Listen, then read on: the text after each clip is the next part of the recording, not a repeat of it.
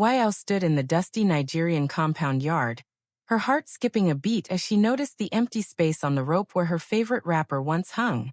The sun glared down on the cracked walls and children's laughter echoed faintly, yet all she could feel was a rising wave of disbelief. She clutched her chest, staring at the clothesline with wide eyes, her mind racing with questions, confusion, and fear as her world suddenly felt smaller, lonelier, and unbearably fragile. By lantern light, Uyai's trembling hands clutched the basket as her eyes scanned the rope. The wrappers, blouses, and headscarves she had carefully washed were gone, replaced only by empty clothespins swaying in the night breeze. The compound's cement walls stood silent witnesses, buckets stacked by the water drum, neighbors asleep, children's toys abandoned in corners, while Uyai's heart pounded in disbelief, confirming the cruel truth. Her clothes were truly stolen, her fears now real. With frustration boiling inside, Uyai stormed into the compound yard, pointing angrily at her bare clothesline as she confronted the women gathered near the water drum. But instead of sympathy, they exchanged amused glances, burst into laughter, and teased her misfortune, their voices echoing through the cracked walls, children giggling in chorus, while Uyai stood frozen, her dignity wounded, realizing her pain had become entertainment for those she once trusted. Determined not to lose another garment, Uyai dragged a wooden stool beside the clothesline, and sat with a kerosene lantern flickering weakly at her feet, its dim glow casting long shadows on the cracked cement walls of the compound. The night was silent except for distant crickets, the air heavy with the scent of damp earth, and her weary eyes kept darting from cloth to darkness. She hugged her wrapper tightly around her shoulders, whispering prayers that the thief would not return. Hours crawled by, and though she tried to stay vigilant, her eyelids grew heavy. She blinked hard, shook her head, and stretched her neck to remain alert, but exhaustion wrapped around her like an invisible net. The lantern flame sputtered, her head tilted forward, and slowly, despite her determination, Uyai drifted into a restless sleep. The once fierce guardian of her clothes was left vulnerable, unaware that the shadows were waiting, mocking her fragile strength as the night silently claimed her resolve. Ago, tall and broad-shouldered, stepped into the compound with a casual grin, promising Uyai he would sit with her through the night to guard the fragile clothes swaying gently on the line, their colors pale under the weak lantern glow. He placed a stool beside hers, stretched his long legs, and leaned back against the cement wall as though it were an easy task. At first, he spoke boldly, mocking the unknown thief and assuring Uyai she had nothing to fear now that he was there. But as the night deepened and crickets sang louder, his voice softened, sentences cut short, until silence fell. Uyai glanced at him nervously and found his head slowly nodding forward, his eyelids too heavy to resist sleep. She nudged him sharply, but his half-smile betrayed that he was slipping away. Within minutes, a ghost's snores joined the night chorus, leaving Uyai alone again, her fragile hope collapsing as fear returned to the shadows. Uyai paced the narrow compound yard, her bare feet stirring the dust as the dim lantern cast trembling shadows across the cracked cement walls, each flicker amplifying her unease. Her wrapper was loosely tied, slipping from her shoulder as she clutched it tightly, her breaths uneven, her mind replaying the cruel thefts that had stripped her dignity piece by piece. The neighbors' laughter still rang in her ears, mocking her vulnerability, while the sight of empty ropes seemed to taunt her further. She sat, stood, and paced again, unable to still her restless body, her eyes darting to every corner as if the thief lurked in the dark, ready to strike once more. She clasped her hands together, fighting tears, but her chest felt heavy, trapped between fear and hopelessness. The night stretched endlessly, offering no comfort, and though exhaustion gnawed at her, Uyai knew sleep was impossible, her fragile spirit caught in a storm she could not calm. By morning, whispers had already begun to ripple through the crowded Nigerian compound, growing from hushed tones exchanged by women fetching water to loud conversations that echoed between cracked cement walls and rusted zinc roofs. Children carried the stories on quick feet, repeating bits they barely understood, while men shaking their heads exaggerated every detail. Uyai's missing clothes became the compound's favorite tale, retold with laughter, suspicion, and curiosity. Some insisted she was careless, others swore the thief was a shadow moving at night, and a few hinted, with sly smiles, that perhaps Uyai herself was hiding the garments for attention. The once ordinary courtyard now buzzed like a marketplace, each corner alive with gossip, while Uyai, sitting quietly near her door, felt every word pierce her heart. Her eyes dropped, her voice silenced, as her private pain transformed into public spectacle, the rumor mill painting her not as a victim but as a character in an endless, mocking play. That evening, Uyai gathered a few worn and faded rags from the bottom of her trunk, carefully selecting pieces so tattered they held no real value, yet from a distance might resemble her cherished wrappers. With quiet determination, she washed them and hung them neatly across the clothesline, adjusting each one with deliberate precision as though preparing bait for a trap. The lantern's glow painted her face in golden light, revealing both exhaustion and resolve, while the night breeze lifted the edges of the cloth, making them dance like real garments in the dark. She stepped back, arms folded, her eyes narrowing as she studied her creation, whispering to herself that if the thief came tonight, they would take only worthless fabric. The compound lay silent, neighbors unaware of her silent plan, while the moonlight cast long shadows on the cement ground. Though her body trembled with fear, Uyai's spirit burned with defiance, daring the unseen hands to reveal themselves at last. The next morning, chaos erupted when Mama Esther, the loudest voice in the compound, stormed into the courtyard waving an empty basket that had once held the smoked fish she planned to sell at the market. Her wrapper was tied tightly around her waist, her face glistening with sweat, and her booming voice carried across the walls as she cursed the unseen thief who dared to touch her livelihood. Neighbors rushed from their rooms, some laughing in disbelief, others murmuring about a spirit of theft haunting the compound, while children peeked from behind doors, wide-eyed at the commotion. Mama Esther pointed at every corner, swore she would catch the culprit, and declared that her fish had vanished just like Uyai's wrappers. The gossip grew louder, suspicion swirling in every direction. Yet beneath the noise, Uyai stood silently, heart racing, realizing she was no longer alone in her suffering. The thief had widened the battlefield. By midday the compound was alive with chatter.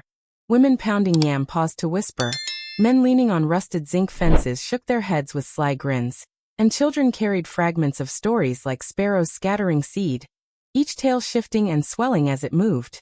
Mama Esther's lost fish and Uyai's stolen wrappers became one endless thread of entertainment, repeated with mocking laughter, as if the misfortunes of others were a performance staged for their delight.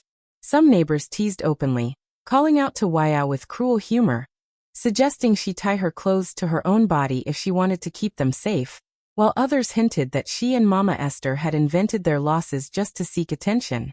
The compound, once heavy with silence at night, now buzzed with noisy speculation in daylight, and every stolen item became a joke to share. Uyai sat in the corner of her doorway, listening as her dignity unraveled stitch by stitch, powerless against the tide of ridicule. That night, weary of being mocked and stripped of her dignity, Uyai fetched an old white bedsheet, spread it across the floor of her small room, and with trembling hands dipped a piece of charcoal in water to make it soft enough to leave bold marks. Slowly, carefully, she wrote across the fabric in large, uneven letters, "Thief be warned, the owner is watching." The words bled into the cloth, crooked yet powerful, carrying the weight of her anger and fear. When finished, she carried the sheet into the compound yard, her bare feet brushing the dusty cement, and pinned it firmly to the clothesline where her wrappers once hung. Under the pale moonlight, the cloth swayed like a banner of defiance, catching the eyes of neighbors who peered curiously from their doorways. Some chuckled, others whispered that Uyai was finally losing her mind, but a hush fell as the warning fluttered in the night, daring the unseen hands to strike again. By dawn the compound was alive with restless energy, for Uyai's warning cloth swayed defiantly in the morning breeze, its bold black letters visible to every eye that entered the yard. Children gathered first, pointing and giggling, repeating the words aloud as though they were part of a game, while women on their way to fetch water stopped mid-step, shaking their heads and muttering that such theatrics would never stop a determined thief. Men leaned on the cracked walls, some laughing, others pretending to read with great seriousness before bursting into mocking applause. A few neighbors whispered that Uyai had invited shame on herself by airing her struggle so publicly, while others admired her courage though they dared not say so loudly. Mama Esther clucked her tongue and declared it foolish, yet even she lingered to stare. The compound buzzed with speculation, jokes, and gossip. Yet beneath the noise a quiet unease grew, as though the words on that cloth had unsettled them all. That evening, as the lanterns flickered weakly and shadows stretched long across the cracked cement ground, Uyao's heart sank when she approached the clothesline and found a fresh absence waiting for her. The blouse she had washed with care, a soft pink one gifted long ago by her late mother, was gone, stolen as if the bold warning cloth meant nothing to the unseen hands prowling in darkness. She stood frozen, fingers trembling against the rope, her breath shallow as neighbors slowly emerged from their doorways, eager to witness her shame. Some gasped, others smirked knowingly, their whispers rising like smoke into the humid night air. Uyao's warning banner flapped mockingly beside the empty clothespins, as if taunting her powerless defiance. Tears welled but would not fall. She bit her lip until it hurt, refusing to break before their eyes. Still, the weight of loss pressed heavily on her chest, crushing hope, while the compound's silence confirmed that the thief had once again conquered her fragile defenses. Uyai cornered a go beneath the neem tree at the edge of the compound, her voice rising with frustration as she recounted the fresh theft, her stolen blouse, and the cruel whispers that followed. Her hands flailed in the air, her wrapper slipping as she demanded he take her plight seriously, begging him to help her guard the line properly this time. Ago, half amused and half weary, leaned against the tree trunk with folded arms, nodding lazily, muttering vague promises that he would not let her down again. But as the evening deepened and the compound settled into silence, his energy waned, his eyes drooped, and the same story repeated itself. His strength dissolved into slumber. Uyao's fury burned hotter than the lantern flame beside them. Yet helplessness wrapped around her once more. She realized her words had fallen like seeds on barren ground. And once again, she stood abandoned with her fears while Ago drifted far away in careless sleep. That night, with her heart hardened by frustration and her dignity hanging by a fragile thread, Uyai sat cross-legged on the floor of her small room, staring at the scattered remains of her trunk until an idea began to form. She rummaged through her belongings and pulled out a small bottle of blue ink once used to mark fabric for sewing, holding it in her trembling hands, as if it were a secret weapon. Slowly, carefully, she dipped an old rag into the liquid, staining it until the cloth gleamed dark and wet, then wrung it just enough to keep it heavy but still dripping. Her plan was simple yet daring. If the thief dared to strike again, the ink would betray them, leaving undeniable stains that could not be hidden or denied. She tied the rag around the waistband of an old skirt and hung it prominently on the line, her eyes sharp with determination.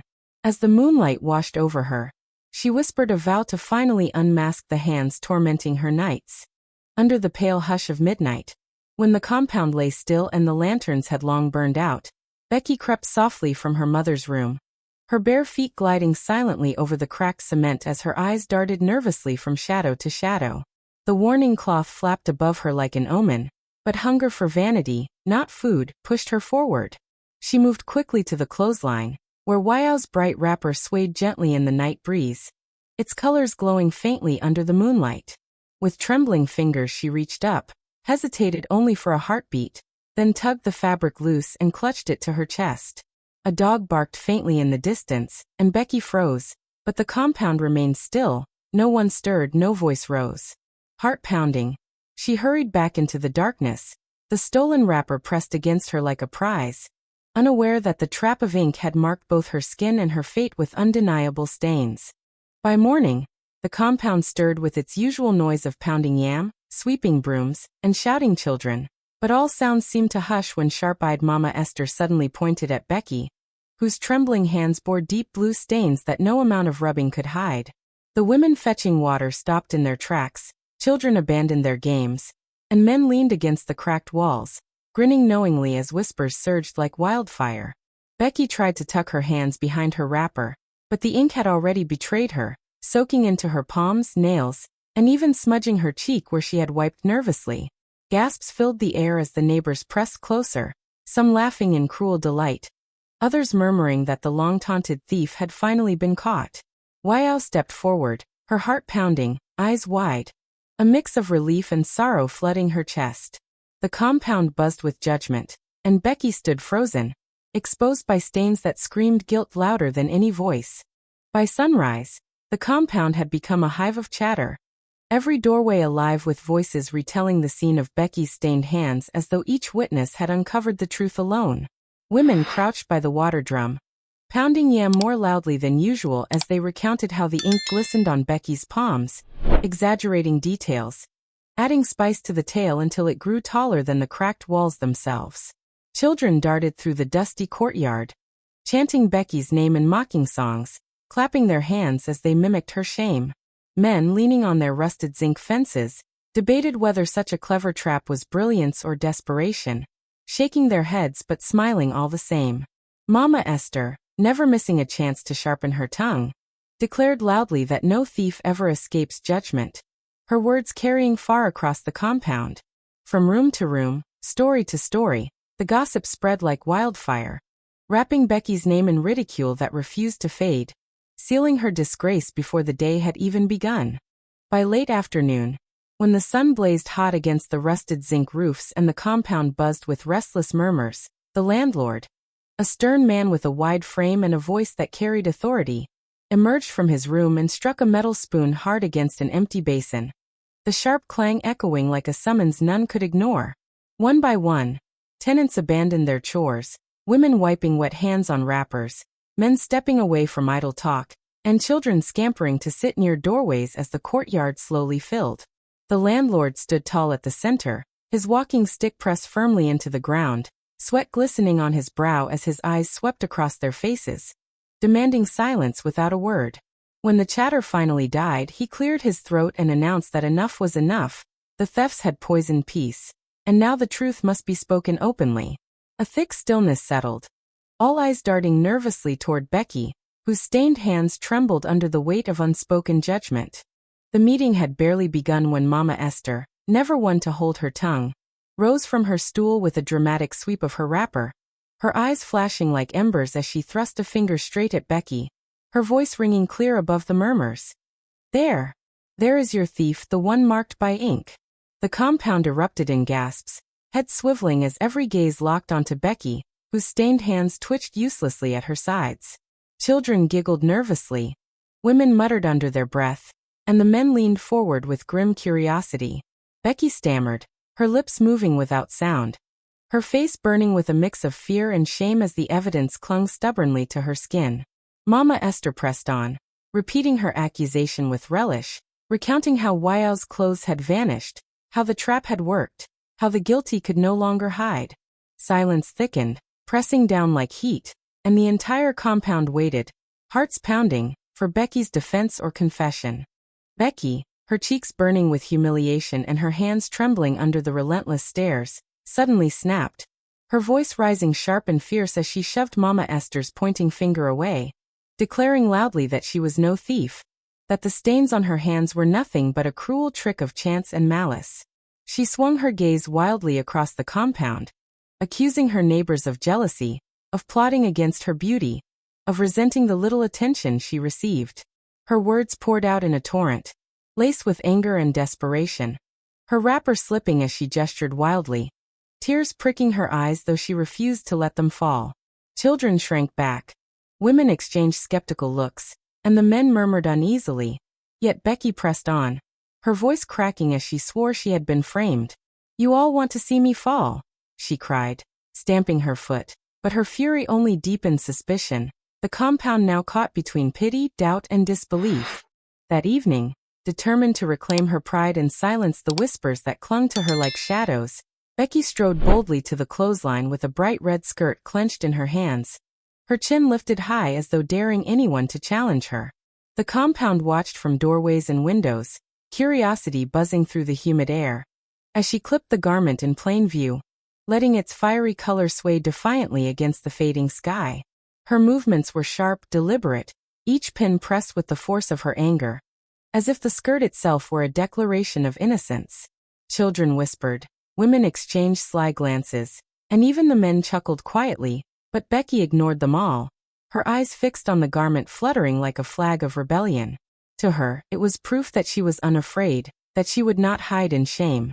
Yet beneath her bravado, unease lingered, for the stares felt heavy, and the skirt, though bold, seemed to wave a challenge that fate might soon answer. That night, As the moon climbed high above the cracked rooftops and the compound settled into uneasy quiet, the neighbors, still restless from the day's drama, chose not to sleep but to watch, each from their own doorway or shadowed corner. Their eyes fixed on the clothesline where Becky's daring red skirt swayed in the humid breeze. Women whispered in low tones, clutching wrappers around their shoulders, while men leaned against walls with folded arms, their faces unreadable, pretending indifference yet not moving away. Even the children, normally lulled by night's calm, peered from behind curtains, wide-eyed with curiosity at the tension that lingered like smoke. Every creak of wood, every bark of a distant dog seemed louder than usual, sending shivers of expectation through the yard. The skirt, bright and brazen, glowed faintly under the moonlight, daring fate to test Becky's pride, while the compound, united in suspicion and anticipation, held its collective breath for what would come. As dawn broke with a restless wind sweeping through the compound, the bold red skirt Becky had pinned so defiantly the night before fluttered violently on the clothesline, tugged and twisted until, with one sudden gust, it tore loose from its peg and sailed across the courtyard like a fiery banner.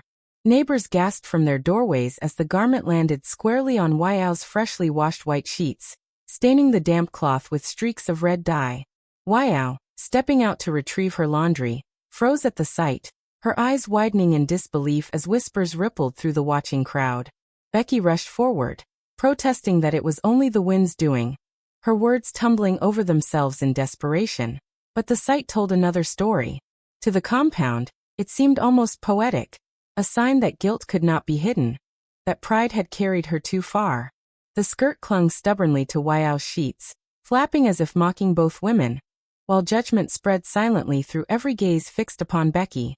Uyai, her patience worn thin and her white sheets now stained by the red skirt that clung like a mark of defiance, stormed across the courtyard with fire in her eyes, her voice trembling not with fear, but with righteous anger as she faced Becky before the watchful compound. She held the dyed cloth aloft, demanding to know why misfortune seemed to follow Becky's every step, her words sharp and cutting, fueled by sleepless nights and endless humiliation. Becky, startled but unwilling to bow, crossed her arms tightly over her chest, insisting it was the wind's trick, that she bore no blame, her tone wavering between pride and desperation. The neighbors gathered closer, murmuring like restless bees, their faces alight with the thrill of confrontation. Children pressed forward, eager for spectacle, while the men leaned in with guarded smirks. Uyai's heart pounded as she declared she would no longer suffer in silence, her voice rising until it echoed across the walls, demanding truth and accountability from Becky at last.